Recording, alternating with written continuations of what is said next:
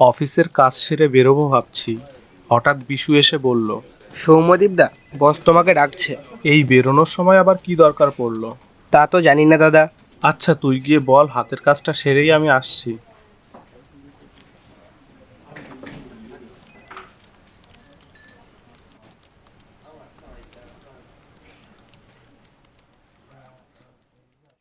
Sir ডেকেছিলেন?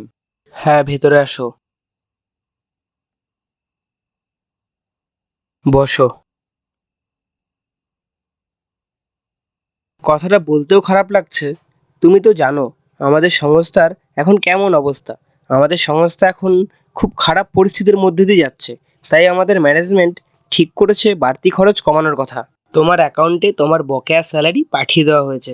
তোমাকে আর কাল থেকে আসতে হবে না। স্যার, আমি প্রায় 10 বছর ধরে এই সংস্থার সাথে কাজ করছি, আর আজ হঠাৎ এইভাবে আমাকে কাজ থেকে বের করে দেওয়া হচ্ছে। এটা কি ঠিক হচ্ছে? আপনিই বলুন।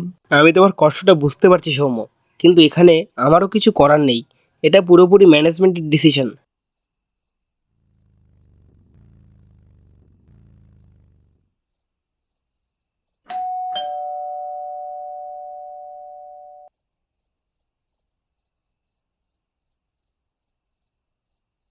কি ব্যাপার? এভাবে মন খারাপ করে বসে পড়লে যে? কি হয়েছে? কি হবে? কিচ্ছু হয়নি তো। আমি তোমার বউ সৌম্য। তোমাকে আমি সেই ছেলেবেলা থেকে চিনি। সত্যি করে বলো তো কি হয়েছে? সোনালি, আমার চাকরিটা আর নেই। ওদের দরকার ফুরিয়েছে দেখে আমাকে কাজ থেকে বের করে দিয়েছে। তোমার এত বছরের সিনসিয়ারলি কাজ করার পরিণাম ওরা এইভাবে দিল? যাক, সেসব বাদ দাও। তুমি চিন্তা করো না, সব ঠিক হয়ে যাবে। আর কি ঠিক হবে সোনালি? সব তো এলোমেলো হয়ে গেল। তুমি চিন্তা করো না, আমি তো আছি নাকি। অল্প অল্প করে কিছু টাকা আমি জমিয়ে রেখেছিলাম, বিপদে কাজে আসবে বলে। সেটা দিয়ে 3-4 মাস ভালোভাবে চলে যাবে। আর ততদিনে তোমারও কিছু না কিছু ঠিক ব্যবস্থা হয়ে যাবে। তাই যেন হয় সোনালি। পরপর এতগুলো ইন্টারভিউ দেওয়ার পরও যখন একটাও চাকরি জুটছে না, তখন একটা বন্ধুর রেফারেন্সে এসেছি এসআর এজেন্সিতে। দেখি কি হয়। সৌম্যদীপ রয়। হ্যাঁ স্যার। আপনার সিভিটা দেখলাম। আপনার কোয়ালিফিকেশনে যা আছে তাতে তো আপনি এর থেকে অনেক ভালো জব ডিজার্ভ করেন। তাহলে এই সামান্য সেলসের জবের জন্য আপনি কেন অ্যাপ্লাই করলেন বুঝতে পারছি না। স্যারকে সব বিস্তারিত খুলে বললাম। সবই তো বুঝলাম, কিন্তু স্যার, এই চাকরিটা এখন আমার খুব দরকার, না হলে বউ বাচ্চাকে নিয়ে পথে বসতে হবে যে। না না, তার দরকার হবে না। শুভ, একটু ভেতরে আসো।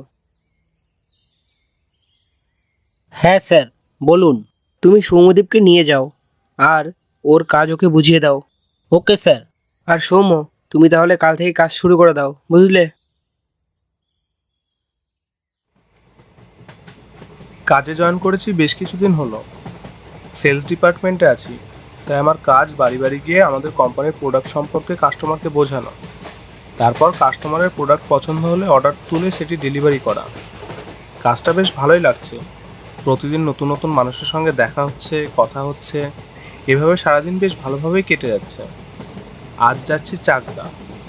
এই দিকটাতে কোম্পানির তেমন কেউ আসেনি। মার্কেটটা একদমই নতুন। যদি মার্কেটটা ক্যাপচার করা যায়, তাহলে আশা করি ভালোই সেল হবে।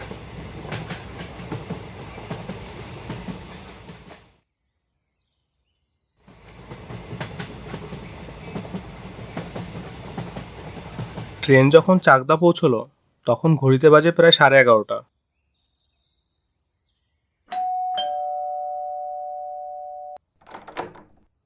নমস্কার স্যার, আমি এসআর কোম্পানি থেকে এসেছি। আমাদের কোম্পানি অনেক ভালো মানের ডিটারজেন্ট ও সাবান তৈরি করে থাকে।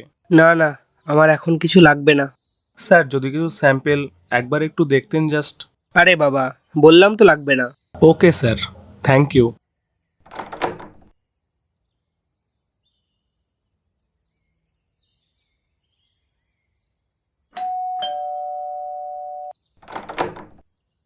নমস্কার স্যার, আমি এসআর কোম্পানি থেকে এসেছি।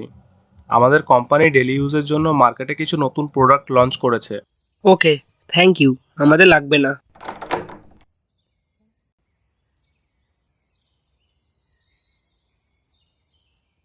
না, সকাল থেকে দুপুর হয়ে গেল, তেমন কিচ্ছু বিক্রি হলো না। ভাবলাম নতুন মার্কেট, ভালো সেল হবে।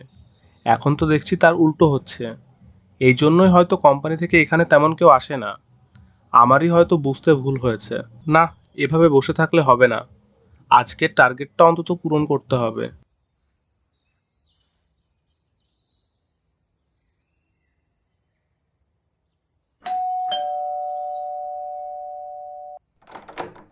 দরজা খুলতেই দেখলাম আমার পুরনো অফিসের কলিগ শান্তনু আমার সামনে দাঁড়িয়ে আছে। এ কি অবস্থা হয়েছে শান্তনুর? চোখে মুখের দিকে তাকানো যাচ্ছে না, চোখ মুখ একেবারে বসে গেছে পুরো। শান্তনুকে জিজ্ঞেস করলাম, এ কি অবস্থা হয়েছে তোর? চোখে মুখের দিকে তাকানো যাচ্ছে না একদম। কি ব্যাপার বলতো, কি হয়েছে? তুই কি বাইরে দাঁড়িয়েই কথা বলবি? আয় ভেতরে আয়।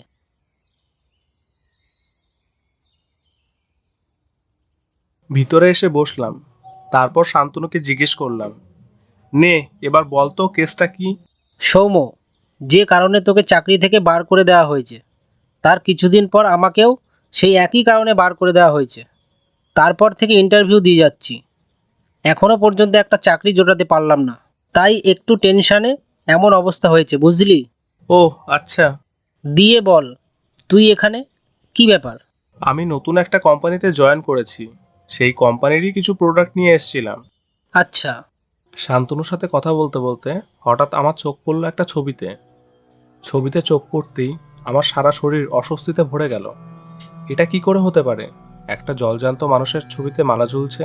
শান্তনু, কি ধরনের ইয়ার্কি হচ্ছে এটা? তোর ছবিতে মালা ঝুলছে কেন? এটা ইয়ার্কি না সৌম্য, এটাই সত্যি। শান্তনু, এটা কিন্তু একটু বেশি বাড়াবাড়ি হয়ে যাচ্ছে। বিশ্বাস হচ্ছে না তাই না? এ কি দেখছি আমি? এটা শান্তনু হতে পারে না। শান্তনুর এই রূপ দেখে ভয়ে আমার সারা শরীরে শিহরণ খেলে গেল। পালাতে যাব ভাবছি, তখন শান্তনুর পেট বলে উঠল, সৌম্য, চলে যাস না। দাঁড়া, আমি তোর কোনো ক্ষতি করব না, দয়া করে আমার কথাটা শোন। দাঁড়িয়ে পড়লাম।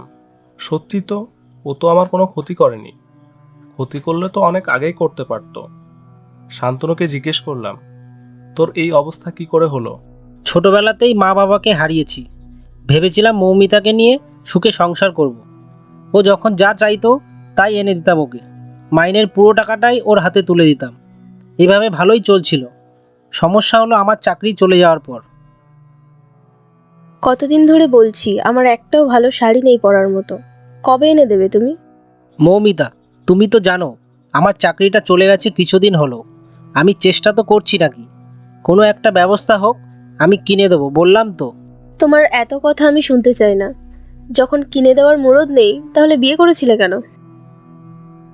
তারপর একদিন ইন্টারভিউ দিয়ে বাড়ি ফিরে দেখি মৌমিতা একটা ছেলের সাথে।